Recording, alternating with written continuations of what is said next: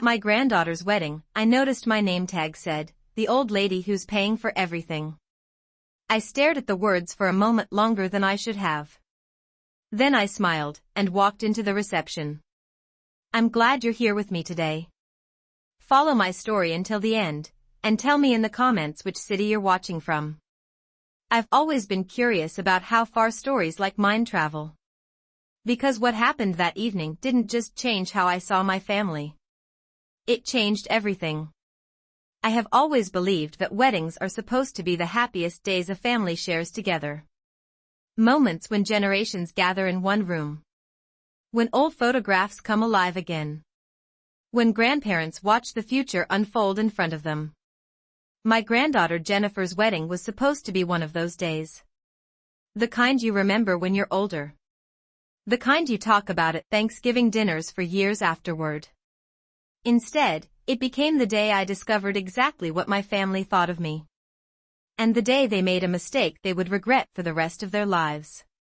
The morning of the wedding, I woke up earlier than usual. At 67, my mornings tend to arrive quietly. No alarm clock needed. Just sunlight slipping through the curtains and the soft creaking of an old house that has seen many years of family life. For a moment, I lay in bed staring at the ceiling. Weddings always made me emotional. Not because of the ceremony itself, but because of the memories they stirred. My late husband Robert used to say weddings were the one day when people allowed themselves to believe in forever. Robert had passed away 3 years earlier after a long fight with cancer. Even now, sometimes I still expected to hear him moving around in the kitchen in the morning, making coffee the way he liked it, strong enough to wake the entire neighborhood. But that morning, the house was silent. I sat up slowly and swung my feet onto the floor. "All right, Alice," I murmured to myself, the way Robert used to do when he was preparing for a big day. "Let's not be late to our granddaughter's wedding." I took extra time getting ready that morning. Not because anyone expected it of me, but because I wanted to feel present. Important days deserve effort. I chose a pale blue dress from the back of my closet. Robert had always loved that dress. He used to say the color made my eyes look brighter. I brushed my silver hair carefully and pinned it back the way I'd worn it for years. Then I added a simple pearl necklace, one Robert gave me on our 30th anniversary. The perfume I dabbed lightly on my wrist was the same one he had bought me shortly before he passed. It had become a small ritual. Something that made me feel like he was still beside me during important moments. When I looked at myself in the mirror, I didn't see a wealthy widow or the woman who had helped fund an extravagant wedding. I just saw a grandmother. A woman who loved her family. And who believed she was walking into a day filled with joy. The ceremony took place at St. Mark's Church, a beautiful old building downtown with tall stained glass windows that caught the sunlight like pieces of colored fire. Jennifer looked radiant as she walked down the aisle. Her white gown shimmered softly with every step. Her smile was bright and nervous at the same time, the way brides often look when they realize the moment they've imagined for years has finally arrived. My son Richard walked beside her proudly. He had tears in his eyes. For that brief moment, sitting there in the wooden pews surrounded by family and friends, everything felt right. I remember thinking Robert would have loved this. He adored Jennifer. Used to call her his little sunshine. Even Pamela, my daughter-in-law, appeared emotional during the ceremony. She dabbed at her eyes more than once as Jennifer exchanged vows with her fiancé, Mark. If someone had told me then what would happen later that evening, I would have laughed. Because nothing about that ceremony hinted at the humiliation waiting for me just a few hours later. After the ceremony, guests began making their way to the Westbrook Hotel ballroom, where the reception was being held. The ballroom itself was stunning. Crystal chandeliers hung from the ceiling, casting warm golden light across polished marble floors. Round tables were covered in ivory linens and decorated with elaborate floral arrangements that must have cost a small fortune. A string quartet played softly near the stage. Waiters moved gracefully between guests carrying trays of champagne. It looked like something straight out of a wedding magazine. And in a way, it should have. After all, I had helped pay for nearly every detail of it. The venue. The flowers. The catering. The band. Even the honeymoon Jennifer and Mark would be taking to Hawaii the following week. But at the time, I didn't resent any of that. Family helps family. That's what I had always believed. I arrived at the reception slightly ahead of most guests. Near the entrance to the ballroom, a long table had been set up where people could pick up their name tags and table assignments. A young woman with a clipboard greeted me with a bright smile. "Welcome. Name, please?" "Alice Edwards," I said. She quickly flipped through a neat stack of cards arranged alphabetically. "Here you go, Mrs. Edwards." She handed me a white card with elegant calligraphy. I took it with a polite smile. But when I glanced down, my hand froze. Because instead of reading, "Alice Edwards, grandmother of the bride," the tag said something else. Something written in flowing, decorative script. "The old lady who's paying for everything." For a second, I thought I must have misread it. My eyes moved across the words again. Slowly. Carefully. But they didn't change. The young woman noticed the expression on my face. "Is something wrong?" she asked. I forced a small, polite smile. "There seems to be a mistake with my name tag." She leaned closer to look. Her eyes widened slightly. "Oh, I'm so sorry. Let me check if there's another one." She started searching through the remaining cards. But I gently stopped her. "It's all right," I said softly. "I'll speak with my family about it." I pinned the tag to my dress. Then I walked into the ballroom. At first, I tried to convince myself it had to be some kind of mistake. Perhaps a joke printed by accident. Maybe someone had mixed up cards while setting up the table. After all, weddings can be chaotic. People make errors. But as I moved through the crowd, something began to feel wrong. A few guests glanced at my name tag. Then quickly looked away. Others smiled awkwardly. One woman covered her mouth as if she was trying not to laugh. And that's when I realized. This wasn't a mistake. Someone had written those words intentionally. And more than a few people had already noticed them. My cheeks burned slightly, but I kept walking. Because if there is one thing age teaches you, it's how to keep your dignity in a room full of people who expect you to lose it. During the cocktail hour, I moved from group to group, greeting guests and accepting polite congratulations about the beautiful wedding. Most people didn't mention the tag. Or perhaps they simply didn't know what to say. But eventually, I overheard something that made my stomach tighten. Two women standing near the bar were whispering. "Did you see the grandmother's name tag?" one of them said quietly. The other chuckled. Pamela said they thought it would be hilarious. My heart skipped a beat.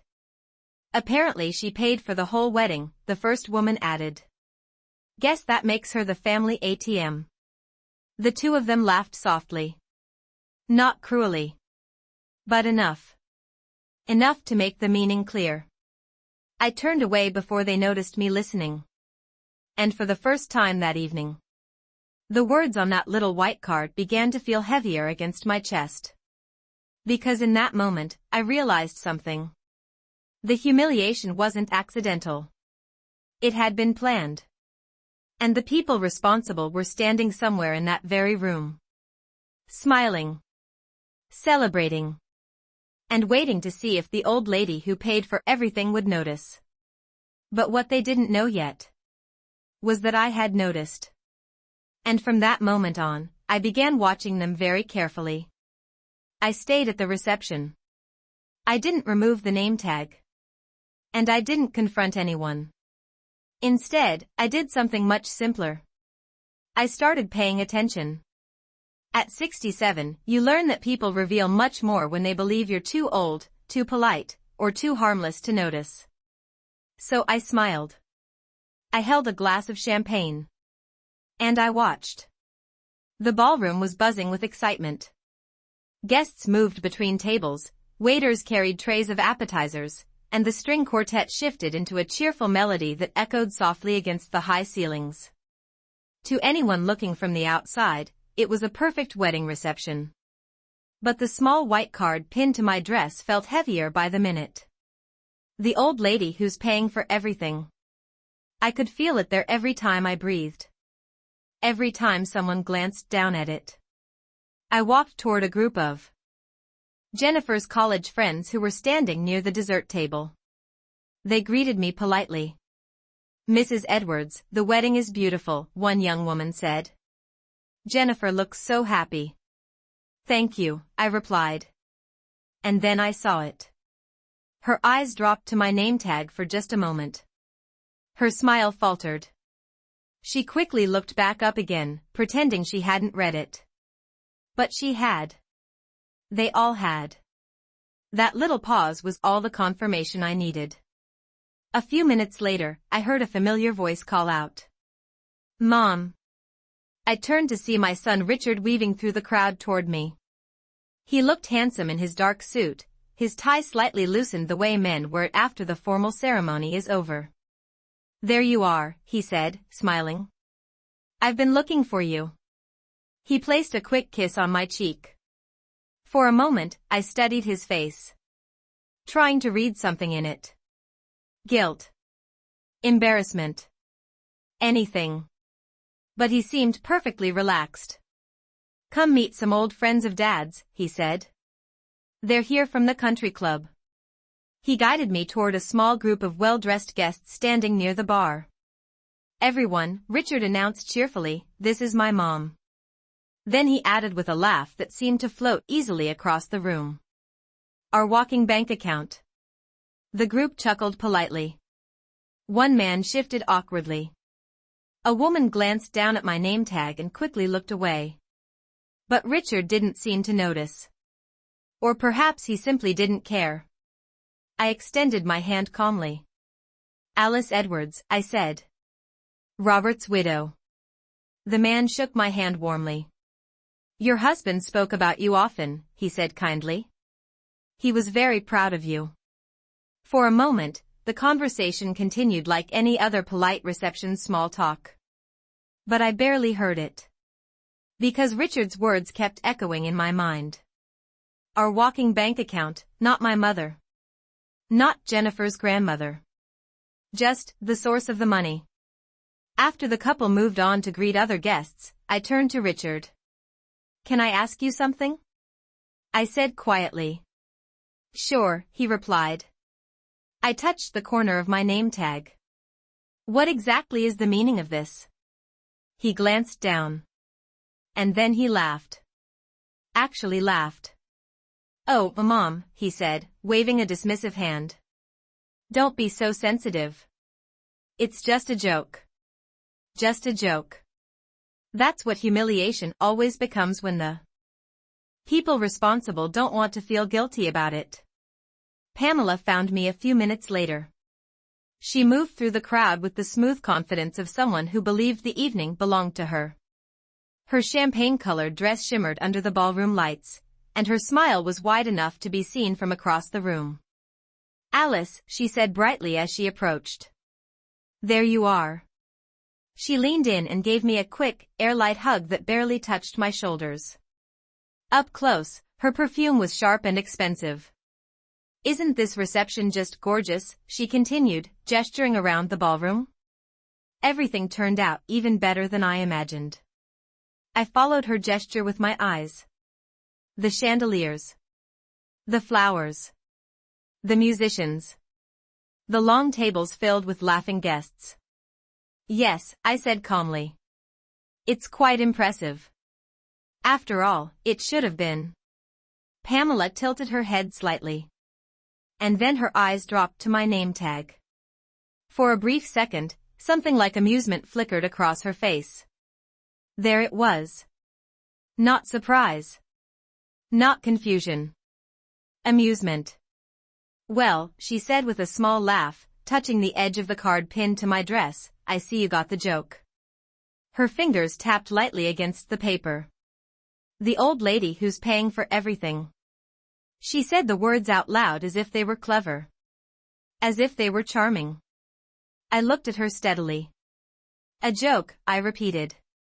Of course, she said quickly. You know how people are at weddings. Everyone's relaxed, having fun. She leaned a little closer, lowering her voice. And besides, she added with a playful shrug, it's technically true. For a moment neither of us spoke. The music from the quartet drifted softly through the room. Guests laughed somewhere behind us. Champagne glasses clinked. Pamela smiled sweetly. You're not upset, are you? She asked. I studied her face. Pamela had always been very good at smiling while saying something cruel. It was one of her talents. No, I said quietly. Not upset. She seemed relieved by that answer. Oh good, she said, straightening. Because Jennifer would be devastated if there was any drama tonight. Jennifer. My granddaughter. The bride. The one person in that entire room I genuinely wanted to protect from embarrassment. Pamela glanced toward the dance floor where guests were beginning to gather. Anyway, she continued cheerfully, we really do appreciate everything you've done for the wedding. Her eyes flicked to my name tag again. Even if Richard and I tease you a little. Tease. That was the word she chose. Tease. Not humiliate. Not insult. Just tease. She gave my arm a light squeeze before drifting away toward another group of guests. And just like that, the conversation was over. I stood there for a moment, watching her cross the ballroom. Then something inside my mind began to shift. Because suddenly, the last year started replaying itself very differently. The phone calls about the wedding budget. The unexpected expenses. The way every conversation somehow ended with one sentence. Family helps family. And I had helped. Over and over again. First the venue deposit. Then the catering upgrade. Then the floral arrangements Pamela insisted were essential. Then the live band. Then the honeymoon package. Every time I wrote another check, Pamela's voice had sounded warm. Grateful. Almost affectionate. But standing there in that ballroom, with that little white card pinned to my chest, I realized something important. They had never seen me as generous. They had never seen me as family. To them, I was simply the old lady who paid for everything. For the rest of the evening, I continued moving through the reception like any other guest. Smiling. Congratulating the newlyweds. Accepting polite conversations about the beautiful decorations and the excellent food. If anyone looked closely, they might have noticed the small white card pinned to my dress. But I didn't remove it. In fact, I left it there on purpose. Because sometimes the best way to understand a situation is to let people believe you haven't noticed anything at all. And when people think you're unaware, they become very honest. I found a quiet seat near the edge of the ballroom and watched the dance floor. Jennifer and Mark were beginning their first dance. Soft golden light from the chandeliers reflected off her gown as the music slowed and the room grew quiet. Guests gathered around them, smiling, raising phones to capture the moment. It really was beautiful. Jennifer looked radiant. Happy in the way only a bride can look on her wedding day. For a moment, my chest softened. Whatever had happened earlier, I didn't want this night ruined for her. She deserved this moment. She deserved joy.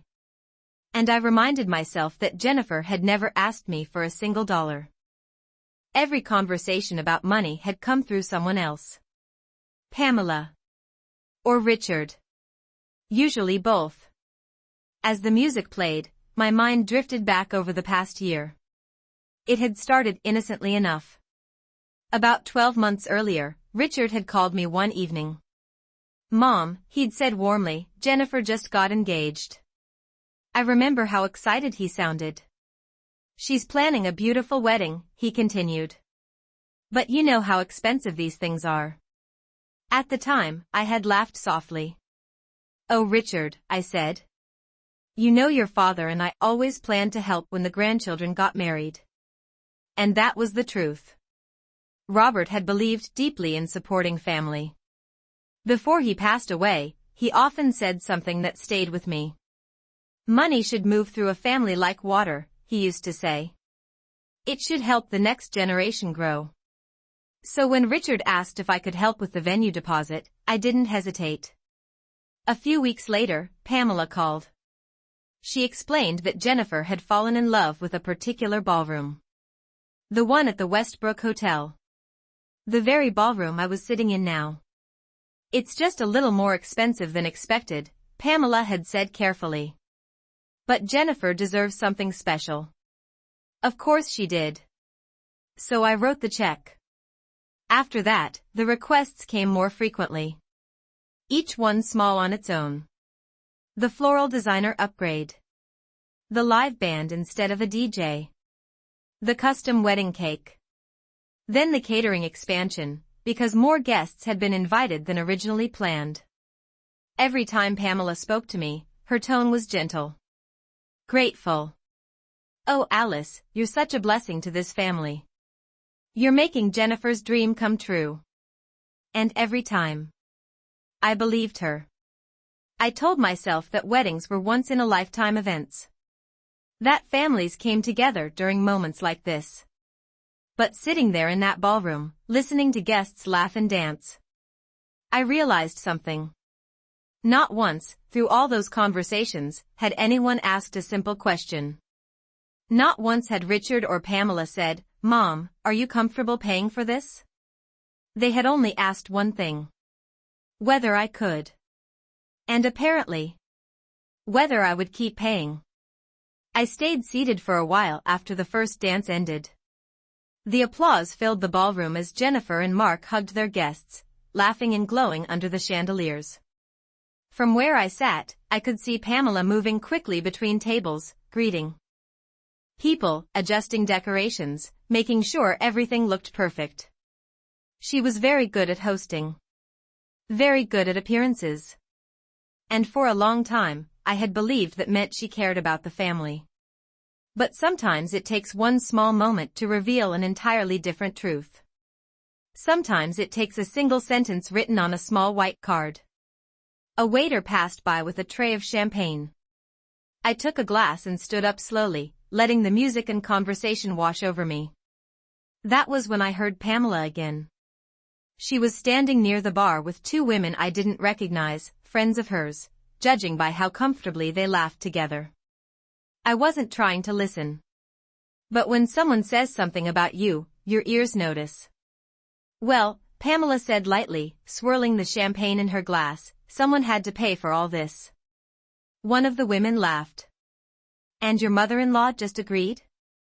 Pamela shrugged. Oh please, she said. Alice has more money than she knows what to do with. The second woman glanced toward the ballroom. This place must have cost a fortune. Pamela leaned closer, lowering her voice just slightly. That's why we had the name tag printed, she said. The one that says, the old lady who's paying for everything. The women giggled. It's hilarious, one of them said. Pamela smiled. I thought so. For a moment, I didn't move. I simply stood there behind a tall floral arrangement, holding my glass and listening. Pamela continued speaking casually, as if she were discussing a funny party detail. She won't say anything, she added confidently. She never does. There was a brief pause. Then one of her friends asked something that made Pamela laugh again.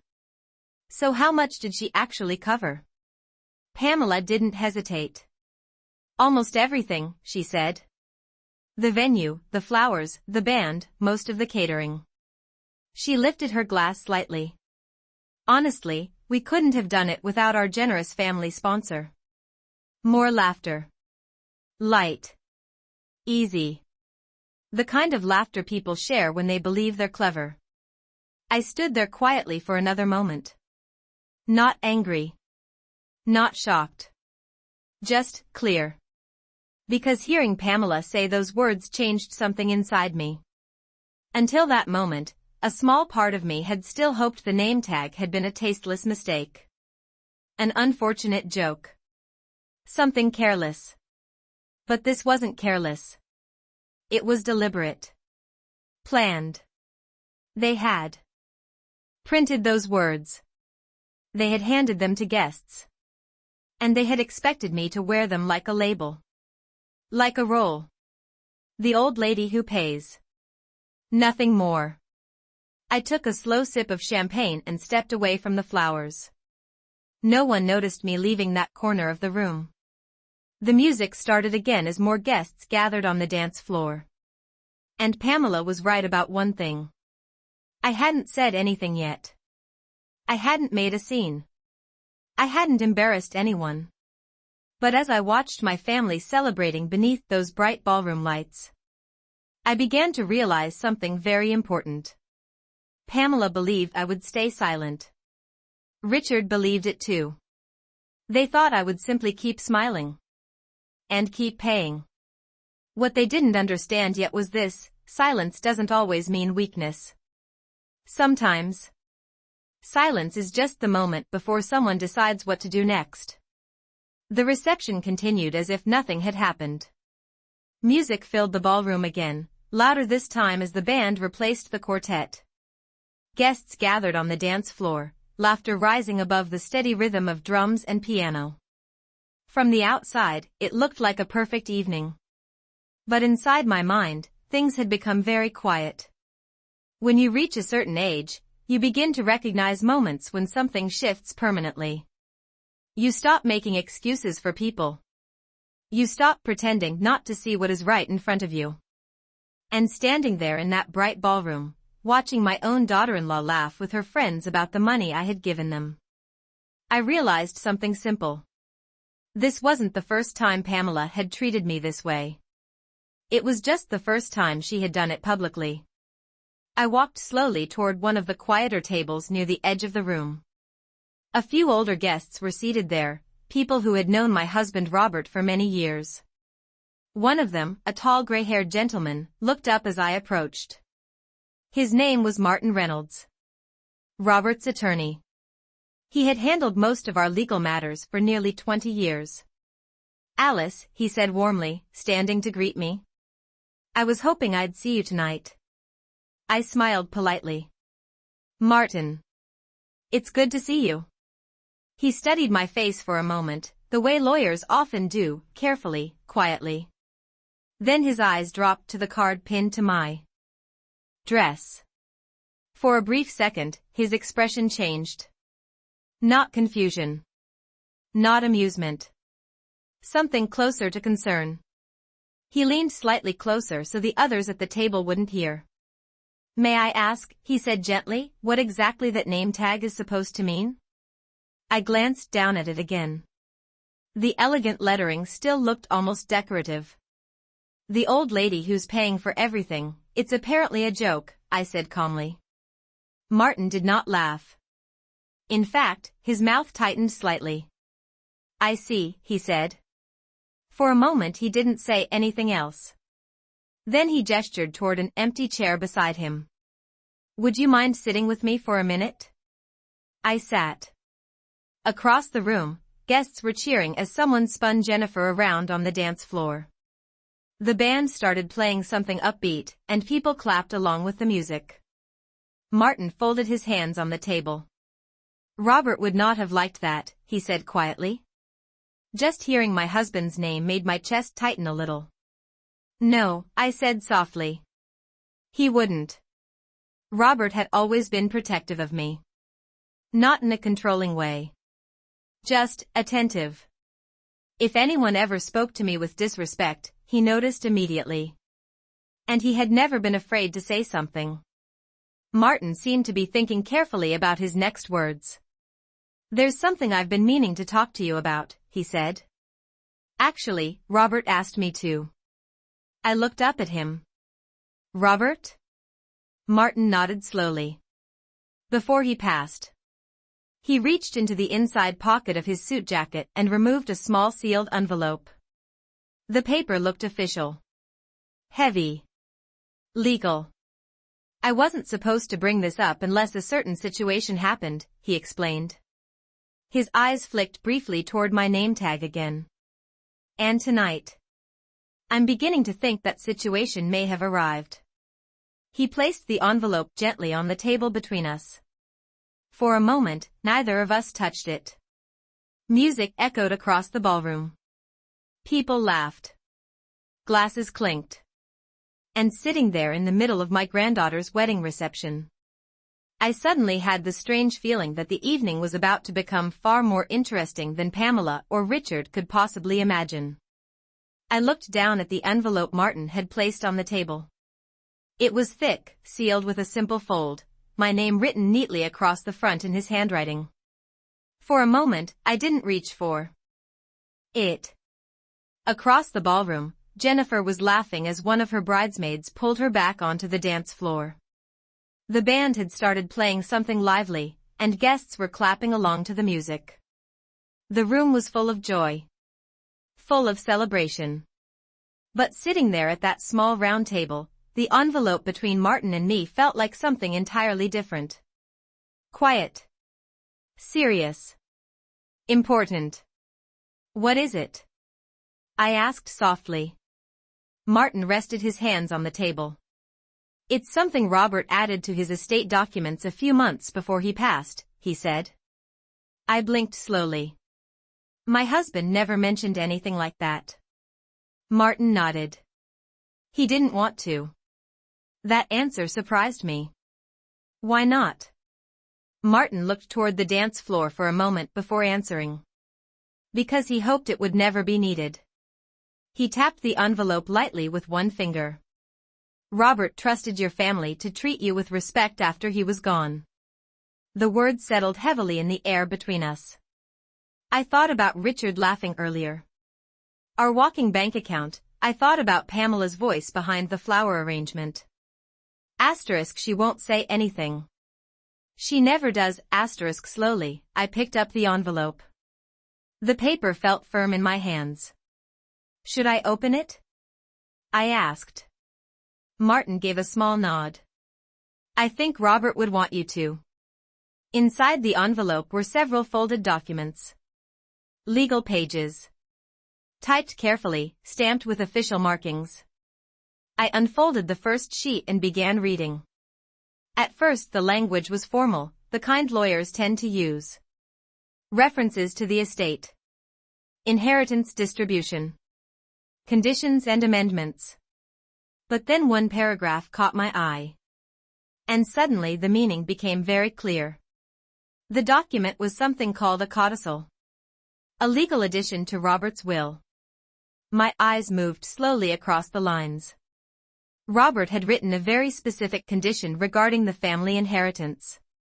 If any direct heir, any child, in-law, or grandchild, knowingly humiliated, financially exploited, or publicly disrespected me, they would immediately lose their claim to their share of the family estate. The wording was calm. Precise. But the message behind it was unmistakable. Robert had anticipated something. Or perhaps he had simply understood people better than I had. I lowered the document slowly. For a moment, the sounds of the wedding reception faded into the background. Robert wrote this? I asked quietly. Martin nodded. He was very clear about it. My fingers rested on the paper. The elegant calligraphy on my name tag flashed briefly in my mind. The old lady who's paying for everything, a joke. That's what Richard had called it. Pamela too. Just a joke. Martin leaned slightly closer.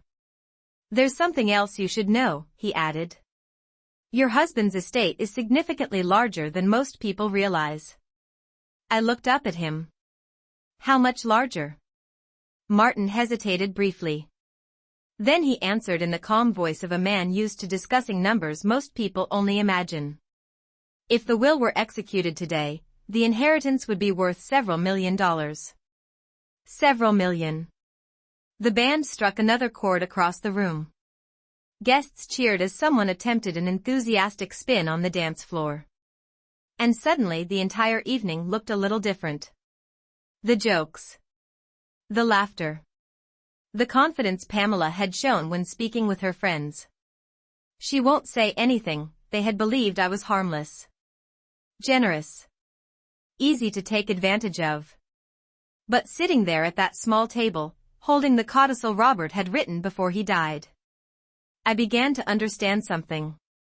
The people laughing across that ballroom had just made a very expensive mistake. I sat there quietly for a long moment after finishing the document. The music from the dance floor drifted across the ballroom. Someone cheered as a group of younger guests attempted a spinning dance move that almost sent one of them tumbling into a table. Laughter followed. From the outside, nothing about the evening had changed. But inside my mind, everything had. I carefully folded the papers and slid them back into the envelope. Then I rested my hands on the table. Martin watched me calmly. He had known my husband long enough to understand something important about our marriage. Robert had never made dramatic decisions. Everything he did had a reason. You didn't know about this? Martin asked quietly. I shook my head. No, Robert and I had shared everything. Or at least, I had always believed we had. But as I thought about it, something began to make sense. In the last year of his life, Robert had grown more observant of the people around us. Especially Richard. Especially Pamela. He never said anything harsh. Robert was not a confrontational man. But occasionally he would watch a situation unfold and simply say something like, people show you who they are if you give them enough time. At the time, I hadn't thought much about it. Now, I understood what he might have been seeing. Across the room, Pamela was standing near the bar again. She looked perfectly relaxed, laughing with a group of guests while a waiter refilled her champagne glass. Richard had joined another table of business friends and seemed equally comfortable. Confident. Carefree. They both looked like people who believed the evening belonged to them. And in many ways, it did. It was their daughter's wedding. Their moment. But as I sat there with Robert's codicil in my hands, I realized something else. They also believed something very specific about me. They believed I would never challenge them. That I would smile politely. That I would absorb the embarrassment. That I would continue playing the quiet role they had written for me. The old lady who pays. The old lady who says nothing. The old lady who accepts everything. I looked down briefly at the name tag still pinned to my dress.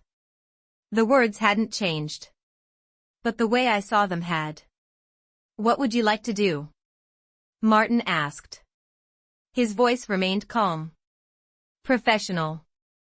But there was something else there too. Curiosity. Because he knew this decision mattered. Not just legally. Personally. I thought about Jennifer. Her wedding day. The last thing I wanted was to cause a scene that would overshadow the celebration she had waited so long for. She deserved to remember this night for the right reasons. Not because her grandmother stood up in the middle of the ballroom and exposed a family conflict. So I shook my head gently. Nothing tonight, I said. Martin raised an eyebrow slightly. You're sure? Yes. I looked out at the dance floor again. Jennifer was spinning beneath the chandeliers, her white dress flowing as her new husband laughed beside her. Tonight was her night. Not mine. But that didn't mean nothing would happen. It simply meant the timing would be different. I slid the envelope back across the table toward Martin. Keep this safe for now, I told him quietly. He nodded. I will. Then he leaned slightly closer and spoke in a softer voice. If you ever decide to enforce the codicil, the consequences will be immediate. I gave a small, calm smile. I understand. A few minutes later, I stood and walked back into the crowd. No one noticed anything unusual. Pamela passed by me once and smiled brightly. "Are you enjoying the party, Alice?" as she asked. "Yes," I replied calmly. "I am." And in a strange way, that was true. Because for the first time that evening, I wasn't confused anymore. I wasn't embarrassed either. I simply understood the situation clearly. And when you finally understand something, you can start deciding what comes next. Pamela believed the joke had already landed. Richard believed the evening had gone perfectly. Neither of them realized that the most important part of the story hadn't even started yet. And the longer the night continued, the more certain I became of one thing. Sooner or later, they were going to learn exactly why Robert had written that codicil. The reception continued long into the evening. Dinner was served, speeches were given, and the band grew louder as the night moved from formal celebration into something more relaxed. Guests loosened their ties. Shoes were kicked off beneath tables. Laughter became louder and easier. From the outside, everything looked exactly the way a wedding reception should. But once you've seen the truth about people, it's hard to unsee it. So I kept watching. Not suspiciously. Not angrily. Just carefully. Eventually the time came for the family speeches. A microphone was brought to the center of the dance floor, and the band stepped aside while guests gathered around their tables again. Pamela was the first to speak.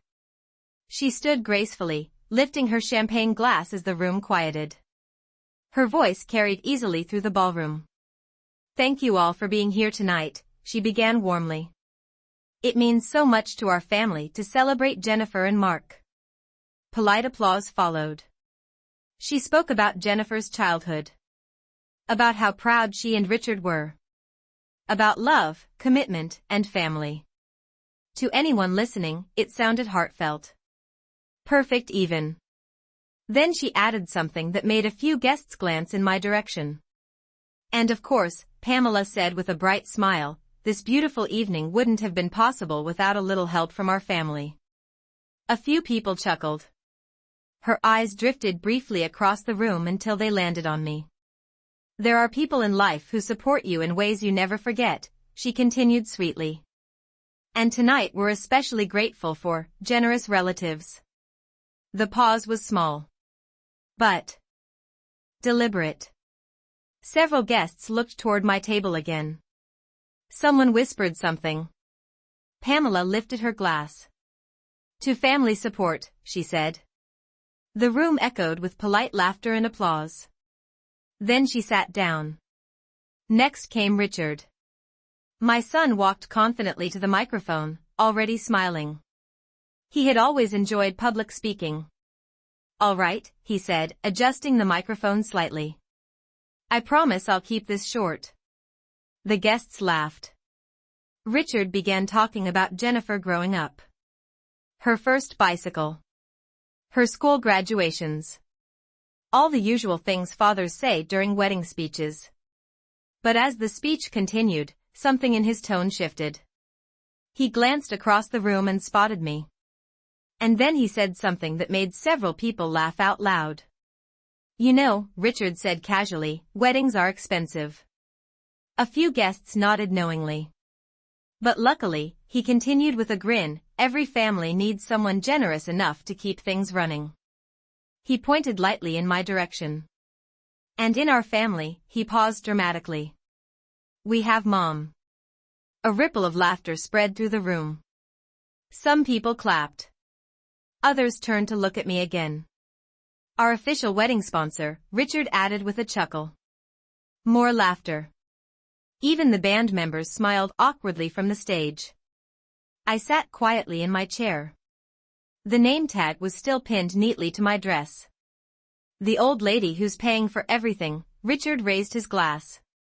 "Thanks, Mom," he said. "To the family bank." The room filled with laughter again.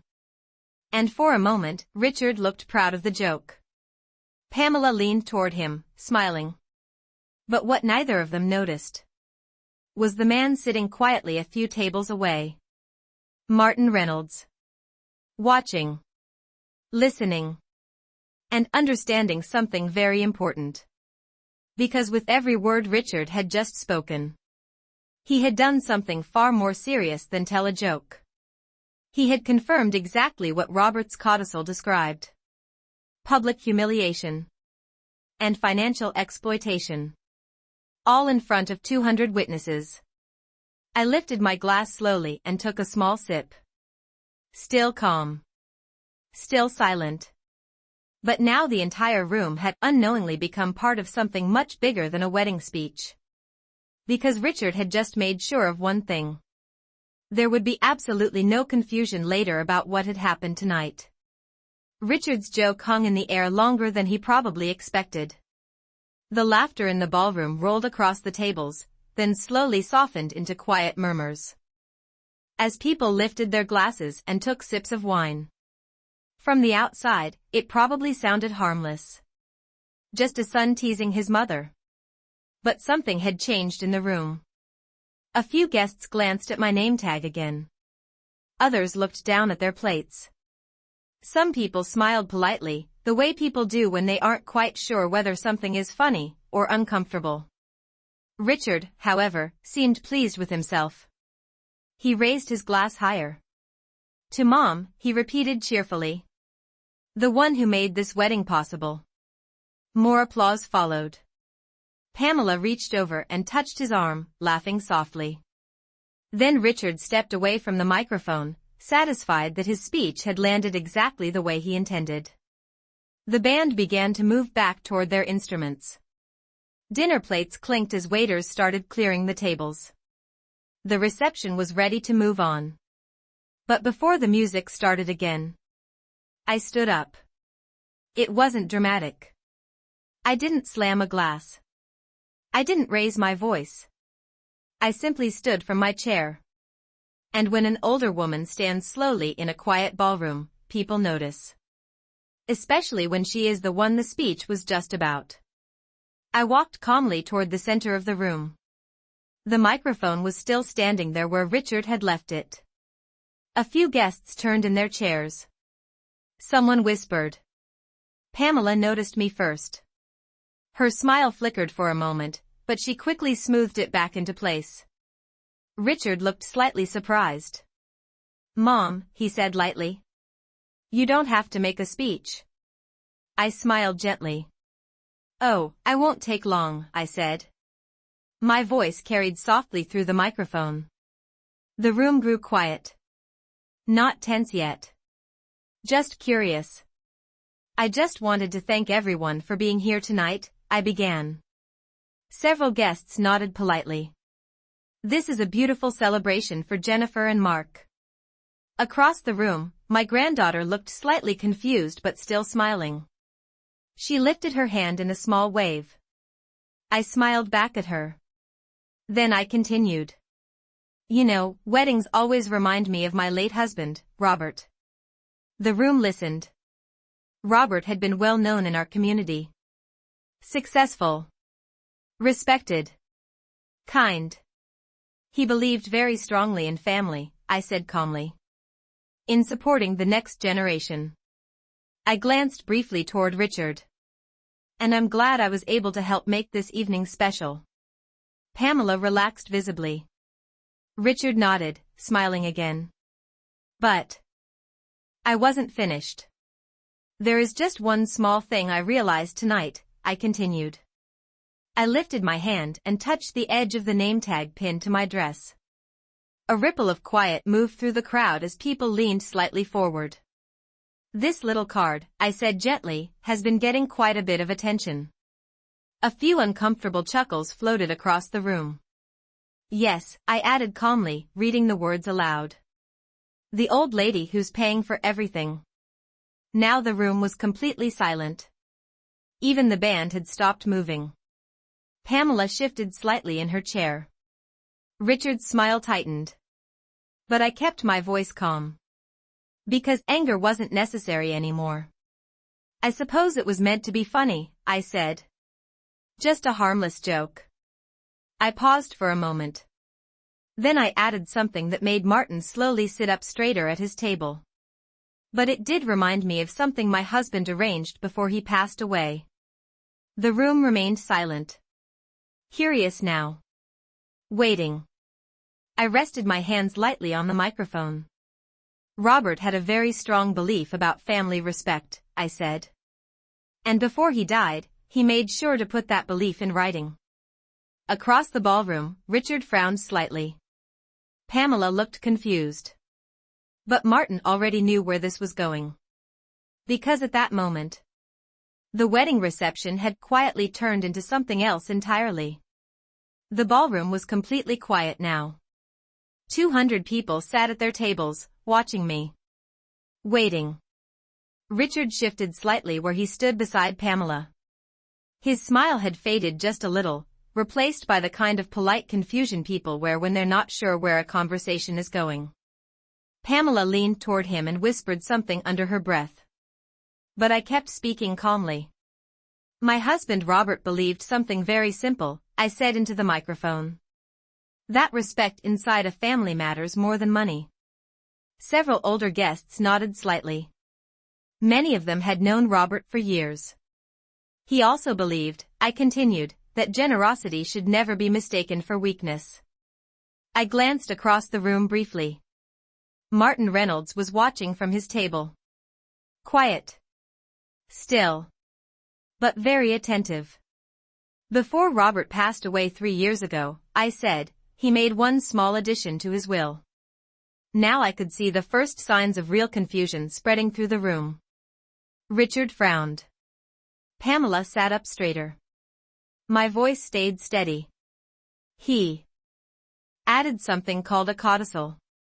Some of the guests exchanged glances. Legal terms always make people curious. A codicil, I explained gently, is simply a written addition to a will. I paused. Then I spoke the next words clearly. In this codicil, Robert included a condition regarding his estate. The room grew even quieter. Across the ballroom, Jennifer looked at her parents, confused. Mark placed a hand gently on her arm. I continued. The condition was very simple. I rested my hands lightly on the microphone. If any member of our family publicly humiliated me or knowingly exploited me financially, I let the sentence hang for a moment. Then I finished it. They would immediately lose their share of Robert's inheritance. For a moment, the entire ballroom seemed to stop breathing. Richard blinked. Pamela's face went pale. Someone at one of the tables quietly set down a fork. Clink. The sound echoed louder than it should have. Richard forced a laugh. Mom, he said awkwardly, stepping forward slightly. You don't have to do this right now. A few guests shifted uncomfortably. But I continued speaking. Robert believed families should protect one another, I said calmly. Not use each other. Pamela stood abruptly. This is ridiculous, she said sharply. Several heads turned toward her. It was a joke, she insisted. Everyone knows that. Her voice carried across the room now. It's a wedding. People joke. Richard nodded quickly. Yeah, Mom, he added. Come on. Nobody meant anything by it. But I didn't raise my voice. I didn't accuse anyone. I simply spoke one more sentence. That may be true, I said quietly. But Robert was very clear about one thing. The entire room waited. If the humiliation happened in public, I glanced around the ballroom. It counted. A few guests lowered their eyes. Others stared at Richard. And suddenly the laughter from earlier that night felt very far away. Pamela's voice was no longer confident. You're overreacting, she said. But even she didn't sound convinced anymore. Because now something else had settled into the room. Not anger. Not drama. Just realization. And for the first time that evening, Richard and Pamela were beginning to understand that the joke they had been enjoying all night had just become very expensive. The ballroom stayed silent after my last sentence. Not the polite silence people keep during speeches. A different kind. The kind that appears when everyone in the room suddenly realizes they have just witnessed something real. Richard stood frozen beside Pamela. The confidence he had shown earlier, raising his glass, joking about the family bank, had completely disappeared. Pamela looked even worse. Her face had gone pale beneath the ballroom lights. For a moment she opened her mouth, as if searching for something to say. But nothing came out. Around the room, guests shifted in their chairs. Some avoided eye contact. Others watched Richard and Pamela carefully, waiting to see what would happen next. I didn't raise my voice. I didn't accuse anyone again. Instead, I simply smiled softly into the microphone. "Please don't misunderstand me," I said calmly. "This is still Jennifer's wedding day." Across the room, my granddaughter was staring at me with wide eyes. Confused. Worried. I turned toward her and softened my expression. "You look beautiful tonight, sweetheart," I said. "And your grandfather would have been incredibly proud of you." Jennifer's eyes filled slightly with tears, but she nodded. Mark squeezed her hand gently. Then I turned back to the guests. "The truth is," I continued, "Robert didn't write that codicil because he expected something like this to happen." I paused briefly. "He wrote it because he believed respect should always come first in a family." I touched the edge of the name tag on my dress one last time. "The old lady who's paying for everything," then I calmly removed it. The paper made a soft sound as it came free. I placed it on the microphone stand. "I'm proud that I was able to help make this wedding happen," I said. "Jennifer deserved a beautiful day." The room stayed quiet. But generosity should never turn someone into a punchline. No one laughed this time. Not a single person. I stepped away from the microphone. The band members looked unsure whether they should start playing again. For a few seconds, the room seemed to pause in place. Then Martin Reynolds quietly stood up from his table. He didn't say anything. He didn't need to. Everyone in that ballroom understood what his presence meant. Richard looked from Martin back to me. His voice was suddenly much smaller than it had been earlier. "Mom, wait," he said. But I didn't stop walking. Not angrily. Just calmly.